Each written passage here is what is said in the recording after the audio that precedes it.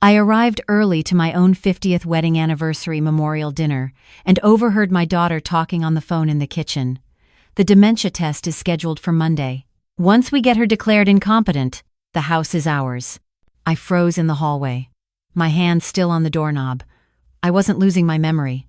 I wasn't incompetent. But apparently, everyone was about to find out I was. My name is Eleanor Whitmore. I'm 66 years old, and until 8 weeks ago, I thought I had raised a loving daughter. I live in Brookline, Massachusetts, in the same house my late husband Thomas and I bought 43 years ago. Thomas passed away 8 years ago from pancreatic cancer. He was 62. We had just started planning our retirement when he got sick. 6 months from diagnosis to the funeral. That's all the time we had. After he died, everyone told me I should sell the house. It's too big for one person, they said. You'll be lonely, they said. My daughter Rebecca was the loudest voice. Mom, you should downsize, move into a condo, something easier to manage. But I refused. This house held every memory I had of Thomas. The kitchen where we cooked together every Sunday, the garden where he grew tomatoes every summer, the bedroom where we talked late into the night. I couldn't leave. Rebecca and I had always been close, or so I thought. She was our only child. Thomas and I tried for years to have more, but it never happened. So Rebecca got all our attention, all our love, all our resources. We paid for her private school education, her college at Boston University, even helped with the down payment on her first condo. When she married Derek 7 years ago, Thomas walked her down the aisle with tears in his eyes. Derek seemed nice enough. He worked in pharmaceutical sales, always dressed well, always said the right things. Thomas never quite warmed to him, but I thought it was just typical father-in-law protectiveness. I worked as an accountant for 38 years, retiring just 2 years ago at 64. I was good with numbers, good with patterns, good at spotting things that didn't add up. That skill would save my life, though I didn't know it yet. The memorial dinner was Rebecca's idea. Mom, we should celebrate Dad's memory on your anniversary. 50 years is a milestone. Let's have all your friends over. Make it special. I thought it was sweet. Thomas and I would have been married 50 years if he'd lived. Rebecca offered to host it at my house, said she'd handle all the arrangements. I was grateful. Planning parties exhausted me these days. I was supposed to arrive at 6, but I left my knitting at home that afternoon after having coffee with my friend Martha, so I came back around 4:30 to grab it. That's when I heard Rebecca's voice coming from the kitchen. I stood in the hallway, barely breathing. Yes, Dr. Morrison. Monday at 10, you'll do the cognitive assessment. Pause. She's been showing signs for months, forgetting conversations, leaving the stove on, getting confused about dates. Another pause. My husband and I are very concerned. We think she needs full-time care. My stomach dropped. Once you declare her incompetent, we can move forward with the guardianship petition.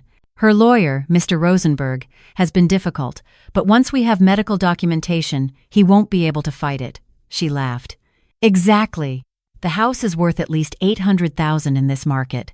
Plus her pension and the investment accounts. It's better for everyone if we take control now before she does something dangerous. I backed out of the house as quietly as I'd entered. My hands shook as I got into my car. I sat there for 10 minutes, trying to process what I'd just heard. My daughter was planning to have me declared incompetent. She wanted to take my house, my money, everything Thomas and I had built. But I wasn't forgetful. I wasn't confused. I was sharper than most people half my age. So, what was Rebecca talking about? What signs? What evidence did she have? I drove to Martha's house. Martha had been my best friend for 30 years. She answered the door, took one look at my face, and pulled me inside. Eleanor, what happened? I told her everything. The phone call. The dementia test. The plan to take the house. Martha's face went white. But you're fine. You're perfectly fine. I know. So she's lying. Yes. We sat in silence for a moment. Then Martha said, You need a lawyer. Not Rosenberg, someone Rebecca doesn't know about. She was right. David Rosenberg had been our family attorney for 20 years. He'd handled Thomas's estate, my will, everything. If Rebecca was planning this, she probably already knew Rosenberg would resist. That's why she'd mentioned him. Martha pulled out her phone. My nephew is a lawyer, elder law specialist. He handles exactly this kind of thing. She called him right there. 20 minutes later, I had an appointment for the next morning. That night, I went to the memorial dinner and played my part perfectly. I smiled. I thanked Rebecca for organizing everything. I hugged old friends and laughed at stories about Thomas. Derek, Rebecca's husband, was especially attentive. "How are you feeling, Mom?" he kept asking. "Are you tired? Do you need to sit down?" I noticed little things I'd missed before. The way Rebecca and Derek exchanged glances when I spoke. The way Derek steered me away when I started telling a complex story about Thomas's work. The way Rebecca interrupted me mid-sentence saying, "Mom, you already told us that story." But I hadn't. I was telling it for the first time that evening. After everyone left, Rebecca insisted on staying to clean up. "Mom, you look exhausted. Why don't you go to bed? Derek and I will handle this." "Thank you, sweetheart," I said. I went upstairs, but I didn't go to bed. I stood at the top of the stairs and listened. "Did you see her tonight?" Rebecca's voice. She repeated the same story 3 times. She called Margaret by the wrong name. And she completely forgot we had this party planned until this morning. None of that was true. "The timing is perfect," Derek responded. "Morrison will do the assessment Monday. We file the guardianship petition Tuesday. With any luck, we'll have full control by the end of the month." "And Rosenberg?" "He's already suspicious. But once we have the medical documentation, he can't do anything. The law is clear. If she's incompetent, someone needs to manage her affairs. The house alone will set us up for years. And once we sell it, we can pay off our debts. Start fresh." Debts. That was interesting. What debts? I waited until they left. Then I sat down at my computer. I'd always been careful about online security. I logged into my bank accounts, my investment accounts, everything. I changed every password. Then I started going through my files. That's when I found the first problem. 2 checks I hadn't written. One for $5,000, one for $3,500, both made out to Brightview Senior Living, both signed with my signature, but I never wrote them. And I'd never heard of Brightview Senior Living. I spent all night going through bank statements. Over the past 18 months, there were 12 checks I hadn't written. Total amount, $48,000, all to Brightview Senior Living. The next morning, I met with Martha's nephew, James Patterson. He was in his 40s, sharp-eyed, and he listened to everything without interrupting. When I finished, he leaned back in his chair. "Mrs. Whitmore, what you're describing is elder financial abuse combined with a planned conservatorship fraud. It's more common than you'd think. What do I do?" "First, we document everything. I need you to write down every conversation, every incident where they claimed you were forgetful or confused. Include dates if you remember them." "I remember all of them." He smiled. "I thought you might. Second, this Dr. Morrison. Do you know him?" "Never heard of him." "I'll do some research. If Rebecca picked him specifically, there might be a reason." "Third, the checks. We need to find out what Brightview Senior Living is and where that money went." He pulled up his computer. 5 minutes later, he had the answer. Brightview Senior Living is a memory care facility in Newton. But here's the interesting part. There's no patient registered under your name. Those checks were deposited into an account, but not used for any care services. So, where did the money go? That's what we're going to find out. He made some phone calls. By the end of the day, we had our answer. The Brightview account had been opened by Rebecca, supposedly on my behalf for future care needs. But every penny had been withdrawn and transferred to another account. Rebecca and Derek's joint account. "That's embezzlement," James said. "Clear-cut theft. But it gets better, or worse, depending on how you look at it." He showed me his screen. Dr. Morrison wasn't just any doctor. He'd been sanctioned twice by the medical board for signing off on questionable competency assessments. He specialized in evaluating older adults for guardianship cases. And he had a reputation for finding incompetence where none existed. He's been paid by family members to declare their elderly relatives incompetent so they can take control of estates. 3 of his assessments have been overturned on appeal, but he's still practicing. So Rebecca hired him specifically because he'd give her the result she wanted. Exactly. I felt sick. This wasn't a mistake.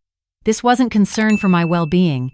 This was planned, calculated theft. What do I do about Monday? I asked. The assessment is scheduled for 10. James thought for a moment. You go, you take the assessment, but we're going to make sure it's done right. He made arrangements. A court reporter would be present. A second doctor, one James trusted, would observe. Everything would be recorded. If Morrison tried anything unethical, we'd have proof. Monday morning came. I dressed carefully in a simple blue dress. I didn't want to look too put together or people might think I was performing. I wanted to look like myself. Rebecca picked me up at 9:30. Mom, this is just a routine check. Nothing to worry about. I'm not worried, dear. The assessment was held at a medical office in Brookline. Dr. Morrison was a thin man with wire-rimmed glasses and a smile that didn't reach his eyes. Rebecca sat in the corner of the room. The court reporter, introduced as a medical assistant, sat near the door. The second doctor, Dr. Chen, stood in the observation room behind one-way glass. Doctor. Morrison started with simple questions. Can you tell me today's date? Monday, November 14th, 2023. And your name? Eleanor Margaret Whitmore. Where are you? Medical office building on Harvard Street, Brookline, Massachusetts. The questions continued. Memory tests, counting backwards from 100 by sevens. Remembering 3 words after a 5-minute delay. Drawing a clock. Copying a geometric pattern. I answered everything correctly. Every single question. I watched Dr. Morrison's face. He was getting frustrated. Then he shifted tactics. Mrs. Whitmore, your daughter tells me you've been having some difficulties. Forgetting conversations, getting confused about appointments. Can you tell me about that? I haven't been having any difficulties, I said clearly. I don't forget conversations. I don't miss appointments. My daughter is mistaken. Rebecca spoke up from the corner. Mom, remember last week when you called me 3 times asking the same question? I called you once last week, on Tuesday, to ask if you wanted to join me for lunch on Saturday. You said no because you and Derek had plans. No, Mom, you called 3 times, and you forgot we talked about it. I turned to look at her. Rebecca, I have phone records. I can show you exactly when I called and how many times. Dr. Morrison intervened. Mrs. Whitmore, it's common for people with memory issues to not realize they're having problems. Your daughter is concerned because she loves you. My daughter is concerned because she's stolen $48,000 from my bank account, and she wants to have me declared incompetent so I can't report it. The room went silent. Rebecca's face went white. Mom, what are you talking about? I opened my purse and pulled out a folder. These are bank statements showing 12 checks made out to Brightview Senior Living. I didn't write any of them. The signatures are forged. The money was deposited into an account you opened in my name, then transferred to your joint account with Derek. I handed the folder to Dr. Morrison. I'm not confused, doctor. I'm an accountant. I found the discrepancies 3 days ago. My attorney has filed a police report. The investigation is ongoing. Doctor. Morrison looked at the papers, then at Rebecca. Mrs. Garrett, is this true? Rebecca stood up. This is ridiculous. Mom, you're confused. You gave me permission to handle those accounts. You said you wanted me to set aside money for future care.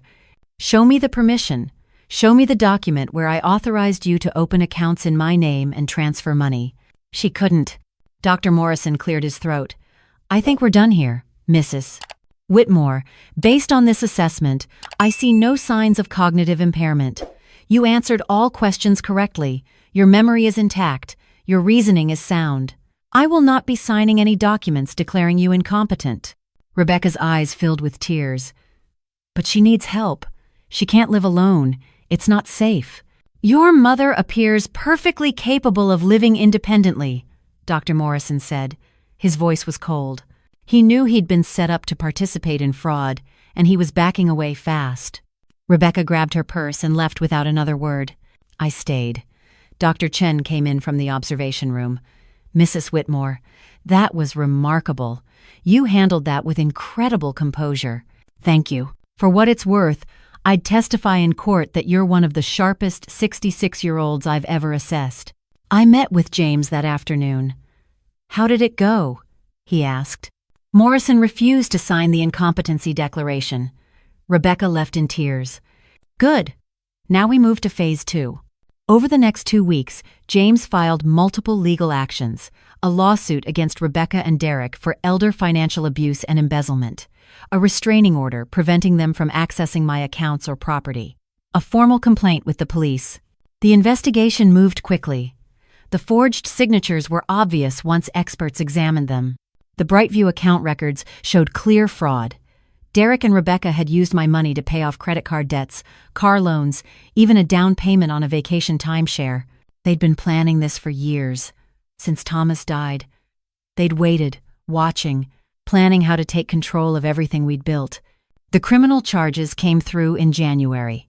Rebecca and Derek were both charged with elder abuse, forgery, and theft. They tried to claim it was a misunderstanding. That I'd given permission. That they were just trying to help. But the evidence was overwhelming. The forged checks, the false statements to Dr. Morrison, the lies they'd told to friends and family about my supposed cognitive decline. The trial was in March. I testified for 4 hours. I brought every bank statement, every phone record, every piece of evidence showing I was perfectly competent. Martha testified. Dr. Chen testified. Even Dr. Morrison testified, admitting that Rebecca had contacted him specifically because she wanted a doctor who would sign the paperwork without asking too many questions. The jury deliberated for 3 hours, guilty on all counts. Rebecca got 18 months in prison. Derek got 2 years. They were ordered to repay the full amount plus damages, in total $98,000. I sat in the courtroom and watched them taken away in handcuffs. Rebecca looked back at me once. There was no remorse in her eyes, only anger that she'd been caught. After the trial, people kept asking me how I felt. Relieved, I'd say. But that wasn't the whole truth. The whole truth was more complicated. I felt betrayed. My only child had looked at me and seen not a mother, but an obstacle, a source of money, something to be managed and controlled. For months after the trial, I couldn't sleep. I'd wake up at 3 a.m. wondering what I'd done wrong.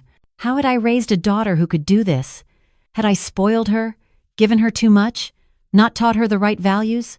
Martha would come over, make tea, and sit with me. You did everything right, she'd say. Some people just make bad choices. I sold the house in June. I couldn't stay there anymore. Every room reminded me not just of Thomas, but of Rebecca. The bedroom where I'd rocked her to sleep. The kitchen where we'd baked cookies together. The backyard where she'd played as a child. I bought a smaller condo in Cambridge, near Harvard Square. 2 bedrooms, a small balcony overlooking the Charles River. I could walk to bookstores, coffee shops, museums. I could sit on my balcony and watch the boats on the river. I made new friends, joined a book club, started volunteering at the library, took a watercolor class. Rebecca wrote me letters from prison.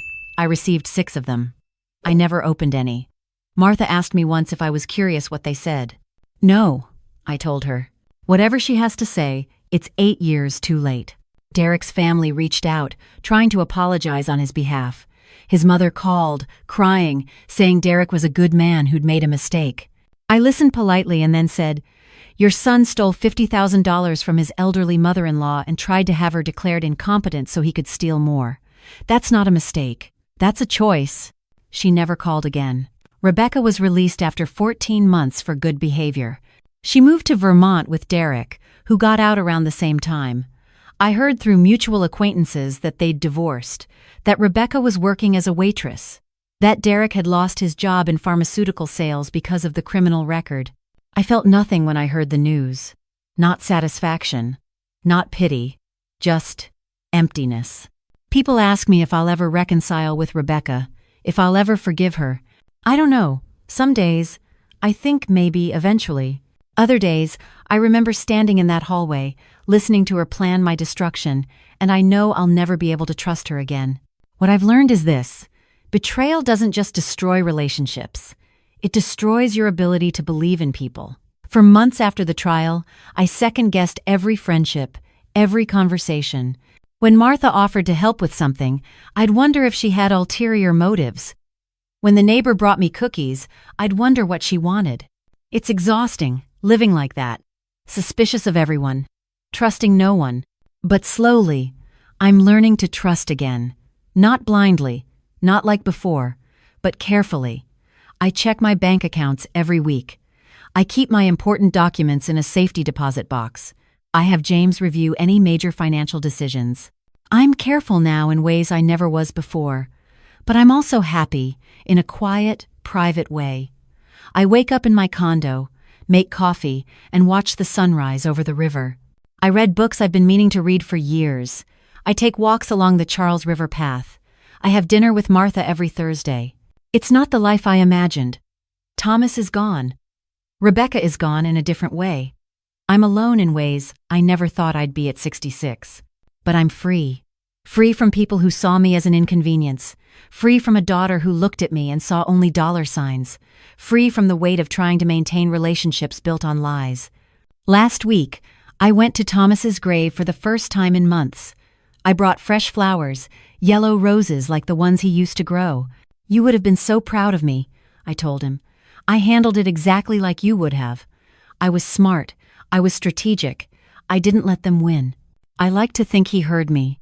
I don't know what the future holds. Maybe someday Rebecca will find me, truly apologize, truly change. Maybe we'll rebuild something from the ashes. Maybe not. Either way, I'll be okay. Because the most important thing I learned through all of this is that I don't need anyone to complete me. I'm enough on my own. Thomas knew that. That's why he married me. This morning, I received a letter from my lawyer. The court approved the full restitution payment, $98,000 plus interest. It was deposited into my account yesterday. I don't need the money. The house sale left me more than comfortable. But it's not about the money. It never was. It's about justice. It's about looking at people who tried to destroy you and saying, you failed. So here I am at 66 years old, starting over in ways I never expected. I have my books, my walks, my coffee by the river. I have Martha, who calls me every morning. I have James, who checks in once a month to make sure I'm okay. I have myself, and after everything, that's the most valuable thing I have. Tomorrow, I'm taking a watercolor class at the community center. Next month, I'm going on a river cruise with the book club. In the spring, I'm thinking about taking that trip to Ireland Thomas and I always talked about but never took. Life isn't over at 66. It's just different. Quieter, maybe. More careful, definitely. But still worth living. That's my story. Thank you for listening all the way through. If something here resonated with you, I'd be grateful if you'd leave a like. Subscribe to the channel if you haven't already. There are more stories to tell. And tell me in the comments, would you have done anything differently? Would you have confronted your daughter immediately? Or would you have gathered evidence first like I did? I read every comment, sending you all strength and courage wherever you are in your own journey. Which city are you listening from? Let's connect in the comments section. If this story helped you in any way, you can support the channel by sending a super thanks. Your support means everything and helps me bring more stories like this to people who need to hear them. On the screen, you'll see 2 more stories I think you'll find meaningful. Check out my channel for many more real-life stories. Don't forget to subscribe. I'll see you in the next story. With love and respect.